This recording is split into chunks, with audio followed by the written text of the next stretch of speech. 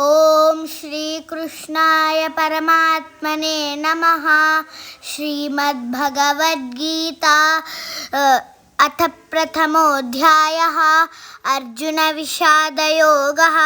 తతః శంఖాశ్చ భేర్యశ్చ పనవానక గోముఖాः సహసైవాభ్యహన్యంత సశబ్దస్తు ములోऽభవత్.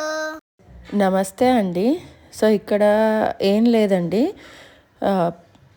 ముందు శ్లోకంలో అంటే 12వ శ్లోకంలో భీష్మ పితామహుల వారు తమ శంఖాన్ని పూరించి యుద్ధం స్టార్ట్ చేయబోతున్నాము అని ఇండికేషన్ ఇచ్చారు కదా. అలాగే ఆయన తన శంఖాన్ని పూరించిన తర్వాత మిగతా వాళ్ళు కూడా వాళ్ళ శంఖాలను పూరించారండి.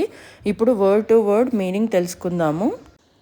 తతః తరువాత, శంఖాః శంఖములు, చ అనగా కూడా, భేర్యః భేరులు, చ మరియు, పనవానక చిన్న భేరులు డంకాలు, గోముఖాః కొమ్ములు, సహసా అకస్మాత్తుగా, ఏవ నిశ్చయముగా, అభ్యహన్యస్త ఒకేసారి మ్రోగించబడ్డాయి, సహ ఆ శబ్దః సంఘటిత ధ్వని, తుములః దట్టముగా, అభవత్ అయ్యింది. అంటే భీష్మ పితామహునిచే తన శంఖము మ్రోగించబడిన తర్వాత మిగతా వారు కూడా తమ శంఖములు, పనవానకములు, భేరులు, కొమ్ములు మొదలైనవి ఒక్కసారిగా మ్రోగించడం వలన ఆ ధ్వని అంత భయంకరంగా, అంత భీకరంగా ఉందంట అంది కురుక్షేత్రంలో.